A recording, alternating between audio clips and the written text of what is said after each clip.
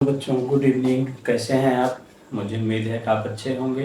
यह 3-4 दिन का गैप रहा, पढ़ाई आप चालू रखिए। कंटिन्यू वीडियो आपको मिलती रहेगी। परीक्षाएं आपकी प्रस्तावित हो चुकी हैं, आप अपनी पढ़ाई में लगे रहिए। आज हम बीएससी 6 सेमेस्टर का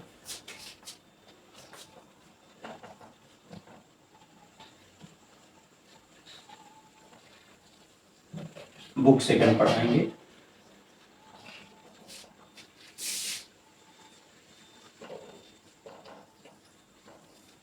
जिसमें आपको पढ़ना है बच्चों किरचॉफ्स इक्वेशन। क्या पढ़ना है? ये आप पढ़ रहे हैं thermochemistry.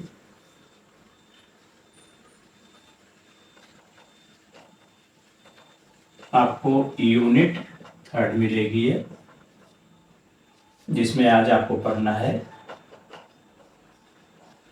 Kirchhoff's equation.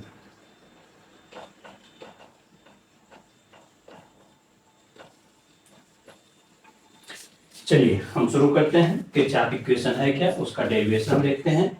Let us consider a general reaction at constant value. Let us consider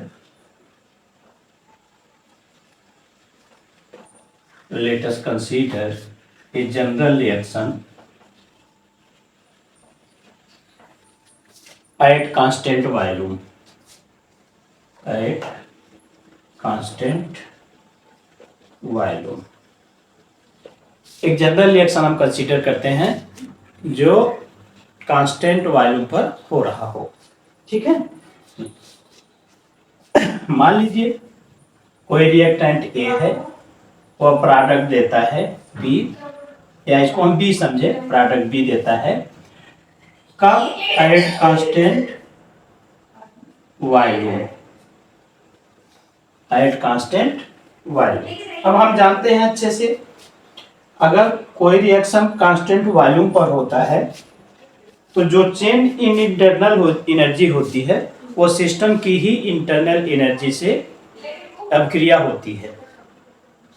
बात समझ में आ गई कि अगर कांस्टेंट वॉल्यूम पर कोई अभिक्रिया हो रही है तो अभिक्रिया में जो ऊष्मा खर्च होगी वह रिएक्टेंट और प्रोडक्ट के रिएक्टेंट के इंटरनल एनर्जी से खर्च होगी। दैट मीन्स हम कर सकते हैं for a reaction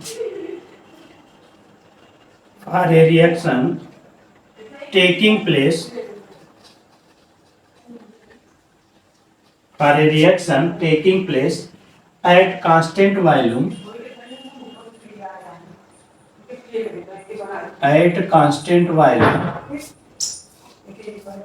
the heat of reaction is equal to change in internal energy. The heat of reaction is equal to change in internal energy,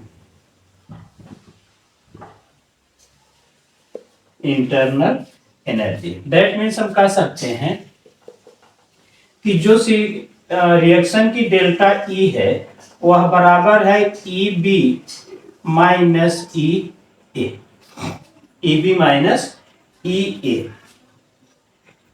where EB is equal to internal energy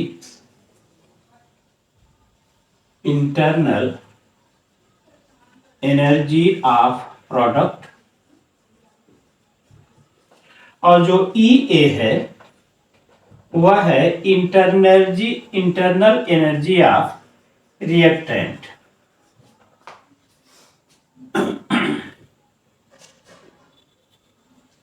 ठीक है, ये बात समझ में आ गई।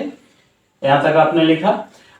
Equation 1 को आप differential करिए with respect to T at constant V. इतना मैं रफ कर दे रहा हूं नीचे का, इतना। ठीक है, इतना रफ कर दे रहा हूं। आइए आगे चलते हैं। डिफरेंशिएटिंग एबव इक्वेशन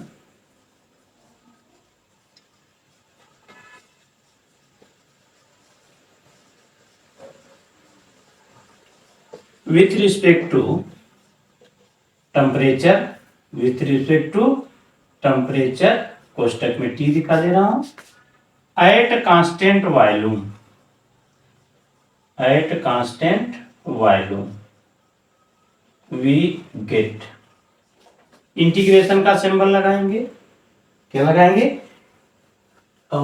डिफरेंशियल का सिंबल लगाएंगे, क्या लगाएंगे, डिफरेंशियल का सिंबल लगाएंगे, del by del T, temperature के सापेक्ष करना है तो del by del T symbol लगेगा, किसका डिफरेंशियल करना है, डेल्टा ई का, एट कांस्टेंट भी तो ऐसे लिखा जाएगा, इधर करेंगे तो del by del T E B at constant भी minus of del by del T किसका, ई ए का एट कांस्टेंट भी, डिफरेंशियल करेंगे तो ऐसा ही लिखा जाएगा। ठीक है, इसको इक्वेशन नंबर 2 लेते हैं। ऊपर का रफ कर रहा हूं, ऊपर मेरे काम का नहीं है, आप लोग नोट्स बना लिए होंगे, नया नोट्स बनाए हो तो वीडियो को रोकिए और नोट्स बनाइए। ठीक है, आगे चलते हैं। हमें पता है, हम ऑलरेडी पहले से जानते हैं कि वी नो दैट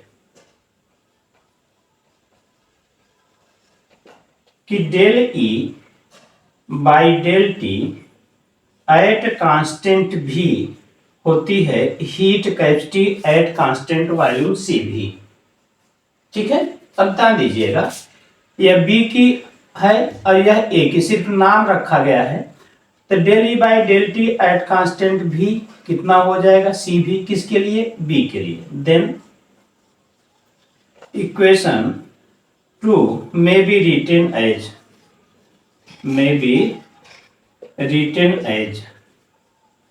कैसे लिखा जा सकता है बेटा, कि delta E by del T at constant V is equal to, देखिए ये हो जाएगा सी भी, किसके लिए, बी के लिए, बी मीन्स प्रोडक्ट, और ये भी सी भी हो जाएगा, किसके लिए, ए के लिए, दैट मीन्स रिएक्टेंट हो जाएगा ना। इसको इक्वेशन नंबर 3 मान लीजिए। ठीक है, क्या मान लीजिए, 3 मान लीजिए। अब इनको बता दीजिए वह सी भी क्या है, where C V at constant B is equal to heat capacity at constant volume for, अब देखिए बी को मैं प्रोडक्ट लिख रहा हूं, क्या लिख रहा हूं, product, and C B A is equal to हो जाएगा हीट कैपेसिटी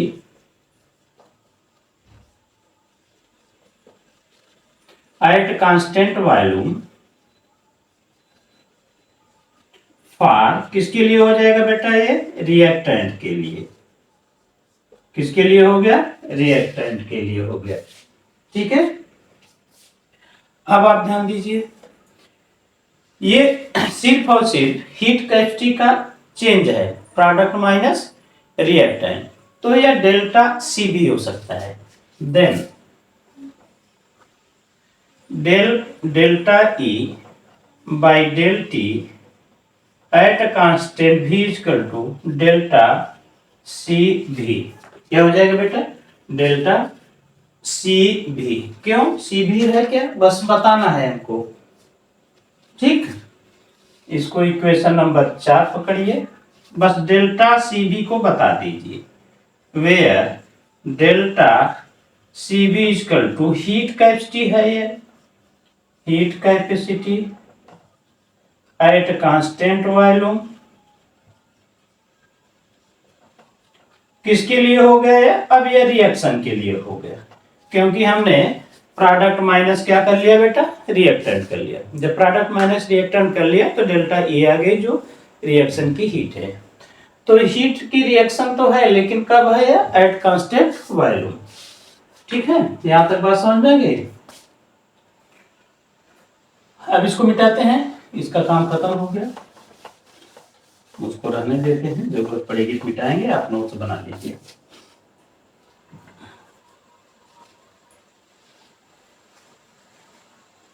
ठीक है, आगे चलते हैं। अब हमको करना है हीट ऑफ रिएक्शन निकालना है। क्या निकालना है? Heat of reaction. तो for determination of heat of reaction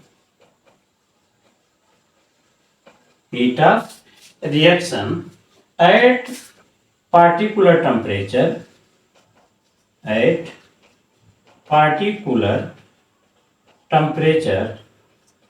T1। मान लीजिए कि कोई अभिक्रिया दी गई है और वो हमको जानना चाहता है कि T1 पर आप निकालिए कितनी हीट लगेगी। तो इसके लिए हमें एक टेम्परेचर को नोन होना चाहिए।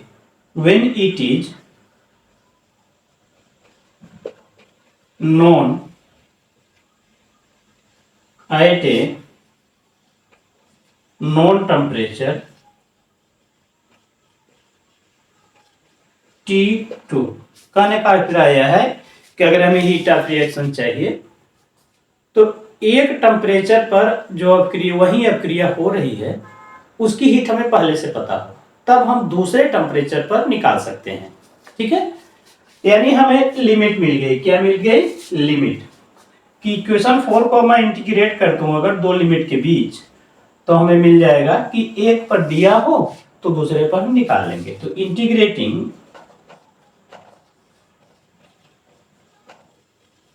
इक्वेशन 4 इंटीग्रेटिंग से 4 between the limit T1 and T2 हम लिख सकते हैं बेटा, वी मे राइट। हम क्या लिख सकते हैं? इंटीग्रेशन, थोड़ा सा बड़ा बनाता हूं, integration T1 to T2 del by del T delta T delta E at constant volume V is equal to integration T1 to T2 delta CV dt delta CV dt। ठीक है, अब इंटीग्रेट कर दें बेटा। क्या कर लें? इंटीग्रेट कर दें। आप नोट्स बनाइए तो हम इंटीग्रेशन करके लाइन लिखे। ठीक है, ये देखिए डिफरेंशियल और इंटीग्रेशन जब एक साथ होते हैं बेटा तो आपस में कैंसिल हो जाते हैं। तो यहां मिल जाएगा delta E lower limit T1 अपर लिमिट T2। इधर देखिए डेल्टा सी भी क्या हो जाएगा बेटा? देखिए heat capacity at constant volume है तो कांस्टेंट हमेशा इंटीग्रेशन से बाहर आता है, तो डेल्टा सी भी तो हो जाएगा बाहर। अब ध्यान दीजिए यहां बचेगा 1 और 1 का इंटीग्रेशन x होता तो x होता, t है तो t होगा। तो t लिमिट क्या होगी बेटा? T1 to T2। बात सुन रहे? इधर खराब करते रहूं। अब आप समझिए, इसको हम करेंगे open, upper limit minus lower limit, तो डेल्टा ई T2 पर माइनस डेल्टा ई T1 पर हो गया। Upper limit minus lower limit. इधर आइए, डेल्टा सी भी अपर लिमिट रखेंगे T2 बनेगा, लोअर लिमिट रखेंगे T1 बनेगा, तो T2 माइनस T1 बनेगा। ये इक्वेशन नंबर आपका 5 बनने वाला है। इक्वेशन नंबर 5 क्या मिल गया आपको? Heat capacity at constant volume. अब हम देखेंगे heat capacity at constant pressure, यानी कांस्टेंट प्रेशर पर हीट ऑफ रिएक्शन क्या होगा। तो आप लोग नोट्स बनाइए, 5 लिखे में जरूरत पड़ेगी, इधर का रफ करने वाला हूं। ठीक है, किरचॉफ इक्वेशन में दो इक्वेशन निकलेगा बेटा। एक मिलेगा हीट कैपेसिटी यानी heat of reaction at constant volume, और एक मिलेगा heat of reaction at constant pressure. तो कांस्टेंट वॉल्यूम हो गया, अब हेडिंग लगाएंगे एट कांस्टेंट प्रेशर। ठीक है, कांस्टेंट प्रेशर पर जब हम हीट ऑफ रिएक्शन देखेंगे तो हमें शुरुआत से ही चलना पड़ेगा। Let us consider a general reaction कैसे कि ए कन्वर्ट हो रहा है प्रोडक्ट बी में, कब? Eight constant P. ठीक है, हम जानते हैं कि कांस्टेंट प्रेशर पर होगा तो heat of reaction change in internal उसकी किसके बराबर होगा? एंथैल्पी के बराबर होगा। ठीक है, for a reaction taking place at constant P, comma, the heat of reaction is equal to change in enthalpy। इसका मतलब जो डेल्टा एस निकलने वाला है, दैट इज, इसका मतलब हुआ कि जो हीट निकलने वाला है चेंज इन एंथैल्पी किसके बराबर होगा? Enthalpy of product minus enthalpy of reactant. ठीक है, बात समझ में आ गई? एक क्यों करें, उसी का आगे चलें, 6 करिए। ठीक है, ये जानते हैं एंथैल्पी किसकी है? प्रोडक्ट की। एंथैल्पी किसकी है? रिएक्टेंट की। तो बता दीजिए, where HB is equal to enthalpy of product और HA क्या है? Enthalpy of reactant. चूंकि एंथैल्पी आती ही कांस्टेंट पी पर है, किस पर है बेटा? कांस्टेंट पी पर आती ही है।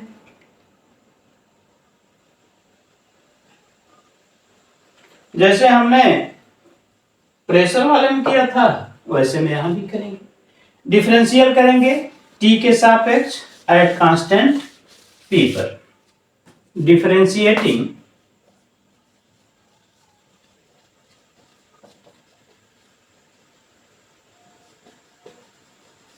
Equation 6 with respect to temperature at constant P,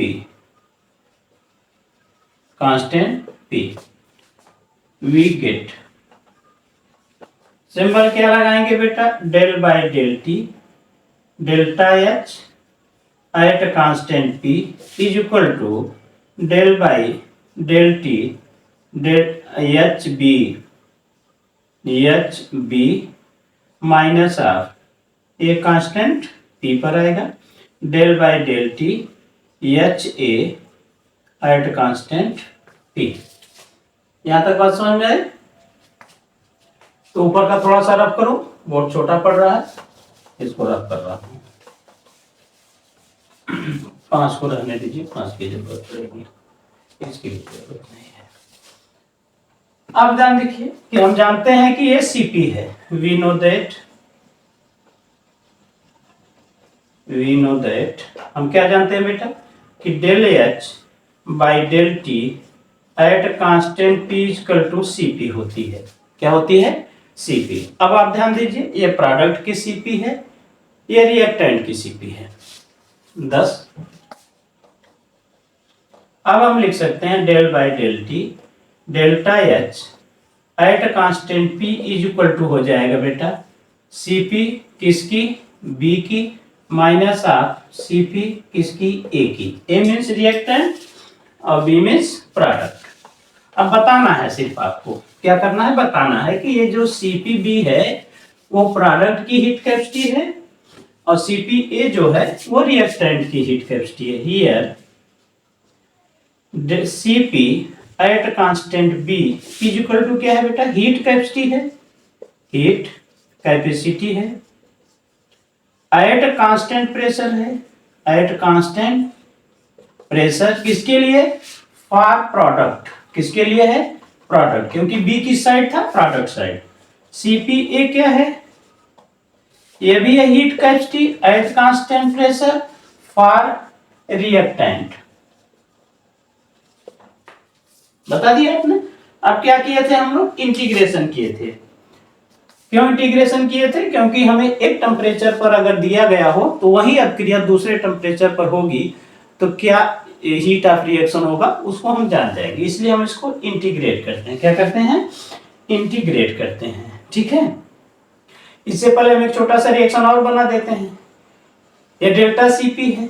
क्या है? डेल्टा सीपी 10, क्या लिखेंगे? Delta H by del T at constant P equal to delta CP.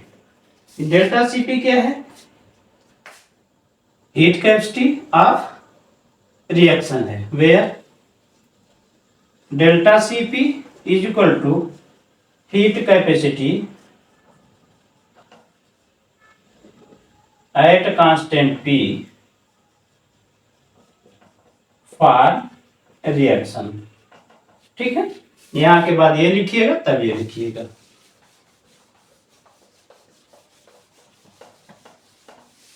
अब इसको कोई इक्वेशन मान लेते हैं, 6 तक पहुंचे हैं तो इसको हम 7 मान लेते हैं। अब इंटीग्रेटिंग करिए, integrating equation 7 with respect to t with respect to h between the limit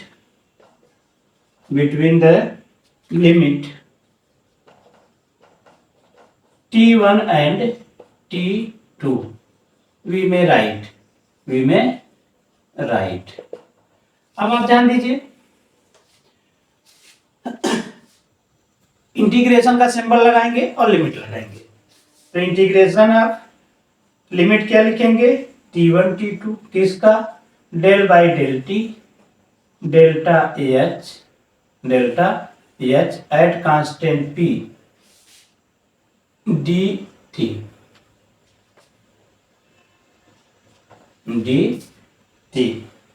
is equal to integration of किसका? Delta C P D T. अब आप ध्यान दीजिए बेटा, एक ऑपरेटर इंटीग्रेशन है, एक ऑपरेटर डिफरेंशियल है, दोनों आपस में कैंसिल होंगे। इधर बचेगा डेल्टा एच, लिमिट क्या लगेगी? t1 to t2। इधर देखिए डेल्टा सीपी तो कांस्टेंट है, अब कांस्टेंट का इंटीग्रेशन होता नहीं, इसको बाहर निकालेंगे, यहाँ एक बचेगा तो आएगा t। क्या आएगा? t इंटीग्रेशन आएगा t1 टू t2। इसको ओपन करेंगे, डेल्टा एच t2 टेम्परेचर पर minus delta H t1 temperature पर is equal to delta CP upper limit t2 minus of lower limit t1। Equation number 8। Equation number 8। अब आप ध्यान दीजिए, अगर एक टेम्परेचर पर हमें हीट ऑफ रिएक्शन दिया गया हो तो उसी रिएक्शन का हीट ऑफ रिएक्शन हम निकाल सकते हैं दिए गए दूसरे टेम्परेचर पर। ठीक है, अब देखिए इक्वेशन 5 जो ये मैंने लिखा था, इक्वेशन 5 और ये इक्वेशन 8 दोनों किरचॉफ इक्वेशन है।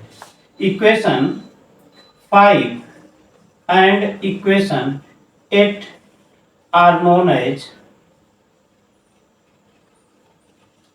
are known as Kirchhoff's equation।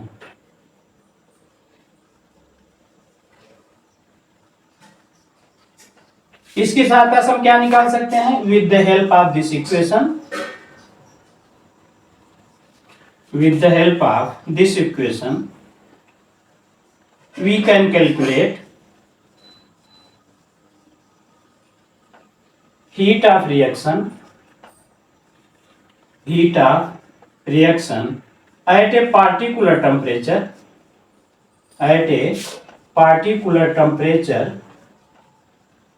T1 when it is known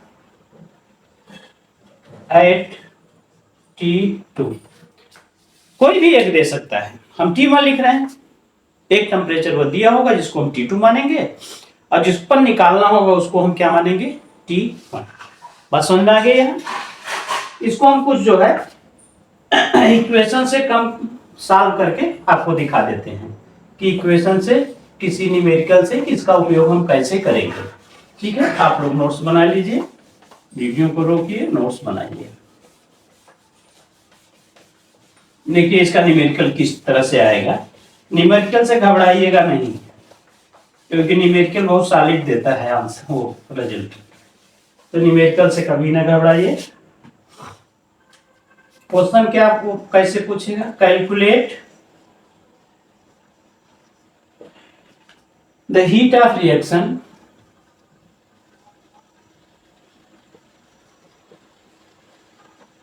eight 50 degree Celsius. वो 50 डिग्री पर पूछ रहा है, क्या कर रहा है, 50 डिग्री पर बताइए फॉर ए रिएक्शन।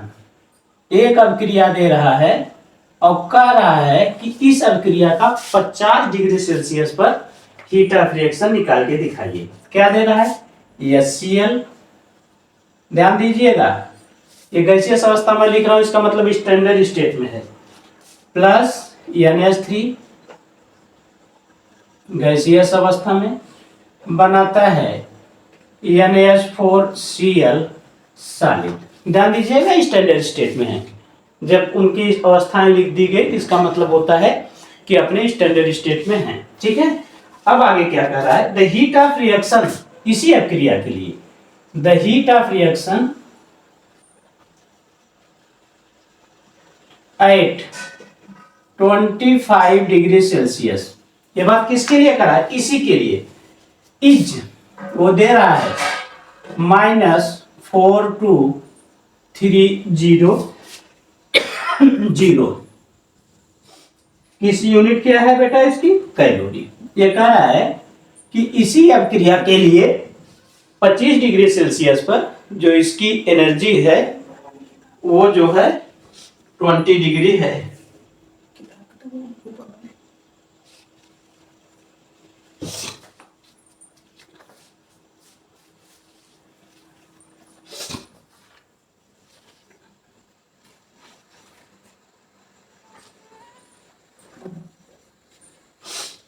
क्या दे दिया बेटा आपको, the heat of reaction at 25 degree Celsius इतना कैलोरी। एंड और क्या दे रहा है, ध्यान दीजिएगा, छोटी छोटी चीजें आप देखते रहिएगा। Cp दे रहा है NH4 के लिए, Cp NH4 Cl के लिए दे रहा है कि 20.10 कैलोरी पर डिग्री मोल। किसका दे दिया, Cp प्रोडक्ट का। क्या दे दिया, Cp प्रोडक्ट का। एंड CpHCl, HCl के लिए दे रहा है Cp 6.96 कैलोरी पर डिग्री मोल। अगर आप ध्यान से देखिए तो रिएक्शन वही जा रहा है, अब जो न्यूमेरिकल में फार्मूले हैं, और दे रहा है CpNH3। Cp किसके लिए दे रहा है, NH3 के लिए 8.52 कैलोरी पर डिग्री मोल। अब आपका वो पूरा हो गया, क्वेश्चन पूरा हो गया। क्वेश्चन में क्या आ रहा है, calculate the heat of reaction at 50 degree Celsius for a reaction. जो रिएक्शन दे रहा है उसके लिए कह रहा है इसका हीट ऑफ रिएक्शन कैलकुलेट करिए 50 डिग्री पर, यानी H2 किसी दूसरे टेम्परेचर पर पूछ रहा है तो H दिया होगा T1 वाले टेम्परेचर पर। कह रहा है the heat of reaction at 25 degree Celsius, कह रहा ना, एक पर दिया है कितना इसकी है ऑलरेडी। Cp इसके लिए इतना है, CpHCl के लिए इतना है, और CpNH3 के लिए इतना दिया हुआ है। तो दूसरे टेम्परेचर पर इसी अभिक्रिया का पूछना चाहता है। ठीक है, चलिए अब हम इसके सॉल्यूशन की तरफ चलते हैं। बड़े वाले को T2 मानते हैं। T2 हो गया 50 डिग्री सेल्सियस। कैलकुलेशन में हमेशा केल्विन उपयोग होता है, तो 273 अगर इसमें जोड़ दें 50 डिग्री सेल्सियस में तो ये केल्विन हो जाएगा। तो ये हो जाएगा 3 2 323 केल्विन हो गया। इसी तरह से दूसरा टेम्परेचर जो T1 है 25 डिग्री सेल्सियस है, इसमें अगर हम 273 जोड़ दें तो ये बन जाएगा केल्विन में 298 केल्विन। ठीक है, बाकी चीजें आपको दी हुई हैं, हमें निकालना है क्या बेटा रिएक्शन में था मेरा जो H2 दूसरे टेम्परेचर पर माइनस H2 H2 के ऊपर पहले टेम्परेचर पर डेल्टा Cp था, तो हमें निकालना है पहले delta Cp, then delta Cp change in heat capacity at constant pressure, product summation of Cp किसका प्रोडक्ट का minus of summation Cp reactant का। चूंकि मैंने सिखाया एक ही रिएक्टेंट से था, यहाँ रिएक्टेंट दो हैं तो दोनों को योग कर दीजिएगा, तीन हो तो तीन का योग कर दीजिएगा, इधर एक से अधिक प्रोडक्ट हो तो सबकी Cp योग कर दीजिएगा, समेशन आ जाएगा Cp प्रोडक्ट का minus of summation Cp reactant का। आ गया। अब इस तरफ देखिए बेटा एक ही है तो Cp किसकी लिखी जाएगी NaH4Cl के लिए, इधर किसके लिए दो हैं तो इसका मतलब हो जाएगा Cp किसका या Cl का प्लस Cp NH3 का हो जाएगा, क्योंकि प्रोडक्ट रिएक्टेंट साइड है, Cp रिएक्टेंट है, क्षम्यताम हो गया, मुगुच्छ हो गया। ठीक है, अब चलिए डेल्टा Cp हमें निकालना है, क्या करना है निकालना है, तो इसका है कितना Cp NH4Cl का 20.10 माइनस ऑफ HCl का है 6.96 प्लस 8.52 ये हो गई रिएक्टेंट साइड की, ये हो गई प्रोडक्ट साइड की। इसका मतलब डेल्टा Cp जो निकलेगा 20.10 माइनस आप ये दोनों जुड़ जाएंगे तो 6 2 8 हो जाएगा और 9 5 14। ठीक है, हाथ लगा एक, अब 8 7 15। ठीक है, अब इसको घटा लीजिए।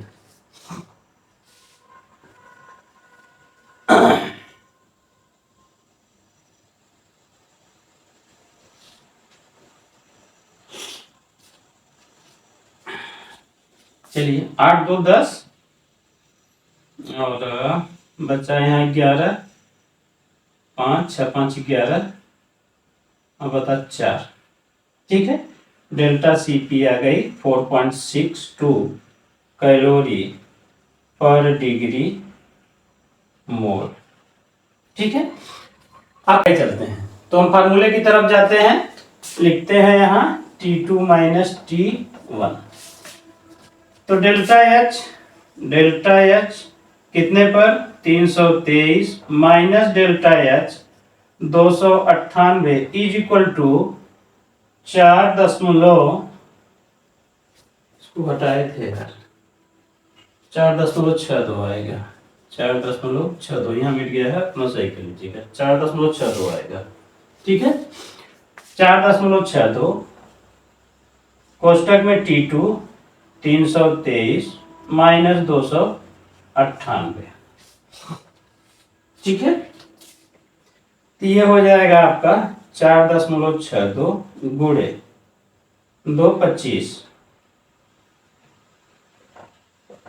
25 दूना 50, 25 छक्का 150, 150, 150, 5 55, 55 के 5, 55 के 5 हाथे लगे 15, 25 चौका 100, 115, 2 अंक लगाएंगे, इतना आ गया। अब इसको उधर भेजिए, डेल्टा H 323 केल्विन पर तो 115.50 माइनस आप इसकी वैल्यू यहाँ है 42 300 घटा लीजिए, 42,300 यानी 142,184, 42,184.50 डेल्टा एच निकल आया 323 केल्विन पर। यूनिट इसकी वही होगी बेटा कैलोरी पर डिग्री मोल। ऐसे ही न्यूमेरिकल आपको पूछेगा किसी एक क्रिया के लिए दे देगा एक सारी चीजें, चाहे वो सीपी में हो चाहे सीबी में हो, बाकी आप कैलकुलेट करेंगे दूसरे टेम्परेचर पर। अगली हेडिंग चलते हैं हम। किरचॉफ इक्वेशन का उपयोग करना सीख लिया। कैसे उपयोग करेंगे? कांस्टेंट टेम्परेचर प्रेशर पर दे सकता है, कांस्टेंट वॉल्यूम पर दे सकता है, एक देगा दूसरे पर पूछेगा, एक टेम्परेचर पर देगा दूसरे टेम्परेचर पर पूछेगा। आते हैं heat of combustion. Next heading heat of combustion.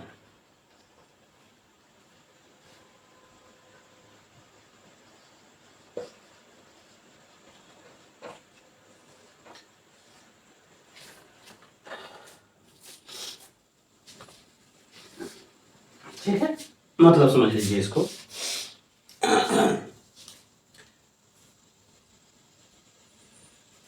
किसी एक मूल सब्सटेंस को जलाने पर जो ऊष्मा प्राप्त होती है उसको कहा जाता है हीट ऑफ कंबशन। कंडीशन क्या होनी चाहिए? 25 डिग्री सेल्सियस टेम्परेचर और 1 एटीएम प्रेशर। एंथैल्पी चेंज जो होगी वही कही जाएगी हीट ऑफ कंबशन। तो इसकी डिफिनीशन लिखते हैं। द एंथैल्पी चेंज, डबल इंडोट काम कर लीजिए। The enthalpy change, the enthalpy change associated with complete combustion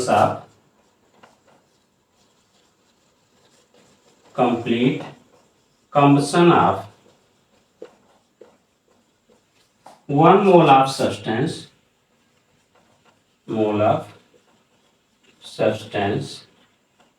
at 25 degree Celsius and 1 atm pressure. ये नेसेसरी कंडीशन है कि 25 डिग्री सेल्सियस टेम्परेचर हो और 1 एटीएम प्रेशर हो। उस समय जो एंथैल्पी चेंज होगी उसकी मात्रा को कहा जाता है। ठीक, जैसे एग्जांपल देखिए इसका। एग्जांपल है कंबशन ऑफ मेथेन। जलाना है, जलाने का मतलब होता है बेटा ऑक्सीजन से अपक्रिया करा दीजिए। जलाने का मतलब क्या है बेटा? जैसे हमने CH4 को कंबशन करना है, जलाना है, तो O2 से अपक्रिया करा दीजिए। रिएक्शन का है, क्योंकि जलने में क्या होता है बेटा? ऑक्सीजन ही है, बिना ऑक्सीजन के तो जलेगा नहीं। ये जो मैं जी लिख रहा हूं इसका मतलब समझ लीजिएगा कि जो 1 मोल सब्सटेंस होगा वो सभी कैसे होंगे? सभी अपने स्टैंडर्ड स्टेट में होंगे। कहाँ होंगे? स्टैंडर्ड स्टेट में होंगे। बनेगा क्या? देखिए नॉर्मली जलाने पर कार्बन डाइऑक्साइड और वाटर बनता है। बैलेंस कर लीजिए, 4 हाइड्रोजन है, 2 यहाँ कर लीजिए, 2 ऑक्सीजन यहाँ, 2 4 बैलेंस हो गया। अब जानिए इनको लिखना पड़ेगा। ये गैसीय अवस्था में मिला है, ये हमको लिक्विड अवस्था में मिला है। ठीक है, अब इसमें कहा डेल्टा चेंज जो होगा, डेल्टा चेंज जो होगा वो होगा डेल्टा एच। चूंकि अपने स्टैंडर्ड स्टेट में है सभी तो हम डेल्टा एच स्टैंडर्ड लिखेंगे। अब जिसके लिए होगा वो लिखेंगे। कंबशन है तो COM भी लिख दें, शॉर्टकट में हम समझ जाएंगे। होता कितना बेटा? -890.3 किलो जूल पर मोल। जलाने पे इतनी हीट चेंज होती है। एक आध एग्जांपल और देखना चाहें देख लें। हाइड्रोजन को जलाइए, दूसरा देख लीजिए। Combustion of hydrogen. मतलब क्या हुआ कि हाइड्रोजन की ऑक्सीजन से अपक्रिया बनता क्या है बेटा, H2O। इसका मतलब हाफ O2 लगेगी। कितनी लगेगी, हाफ O2। ठीक है, इस समय निकलता है 285.29। तो डेल्टा एच, अब देखिए अगर इसको मैंने लिख दिया गैस, इसको लिख दिया गैस, इसको लिख दिया लिक्विड, तो डेल्टा एच स्टैंडर्ड हो जाएगा। क्या हो जाएगा, डेल्टा एच स्टैंडर्ड हो जाएगा। बस वो स्टैंडर्ड का मतलब ये होता है substances are in the standard state -289.23 kilo joule पर मोल। ये सब एक्सपेरिमेंटली है, सब एक्सपेरिमेंटली नोन है, एक्सपेरिमेंट करके तब लिखा गया है। ठीक है, हेडिंग लेते हैं हीट ऑफ फॉर्मेशन। अब वही अब क्लियर कि एक मोल सब्सटेंस के बनने में जितनी हीट की आवश्यकता होगी वो कही जाएगी हीट ऑफ फॉर्मेशन। शर्त क्या है, 25 डिग्री सेल्सियस हो टेम्परेचर, 1 atm प्रेशर हो, और जितने भी रिएक्टेंट हैं सभी कैसे हो, अपने स्टैंडर्ड स्टेट में हो। ठीक है, लिखेंगे the enthalpy change heat of formation, heat of formation, अगली हेडिंग लगा लीजिए heat of formation. The enthalpy change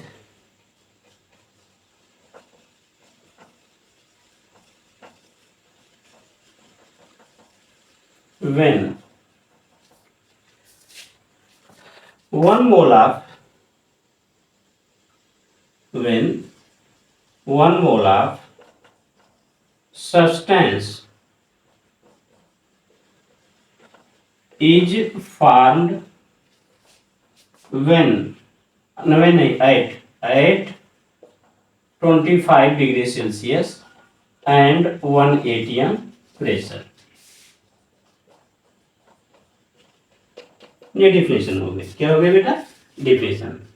वही डिफिनेशन सेम है।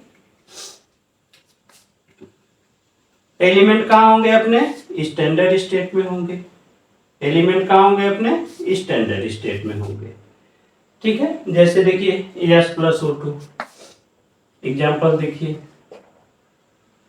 S+O2 मिलकर बनाता है क्या बेटा, SO2। ठीक है, मैंने लिख दिया सब। तो डेल्टा एच कितना है, डेल्टा एच -297.5 किलो जूल पर मोल। अब ध्यान दीजिए डेल्टा एच कैसा है फॉर्मेशन का, तो शॉर्टकट में है फॉर्मेशन लिख दीजिए। सारे जो आपको डाटा दिए जा रहे हैं एक्सपेरिमेंटली हैं, कैलकुलेटिव नहीं है, सारे एक्सपेरिमेंटली हैं। अब आइए heat of neutralization. Next heading heat of neutralization, यानी न्यूट्रलाइजेशन रिएक्शन होता ही है एसिड और बेस के रूप में। एसिड न्यूट्रलाइज करता है बेस को, क्या करता है, heat of neutralisation.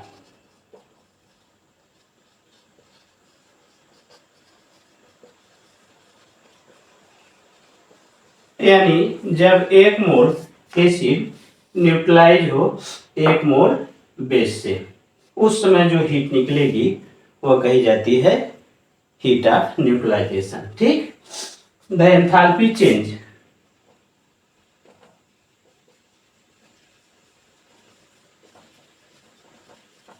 when 1 mole of an acid is neutralized by 1 mole of base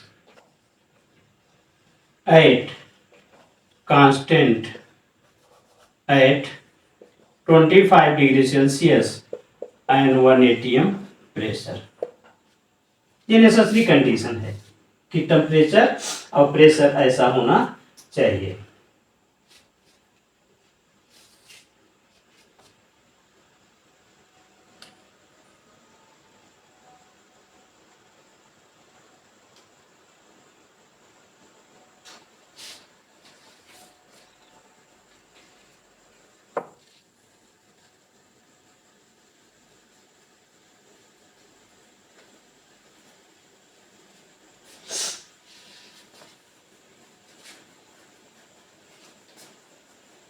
example लेते हैं इसका। जैसे स्ट्रांग एसिड है HCl, स्ट्रांग बेस है NaOH, बनाएंगे क्या, साल्ट NaCl प्लस वाटर। इसमें जो डेल्टा H न्यूट्रलाइजेशन का निकलता है वो निकलता है 13.7 किलो जूल पर मोल।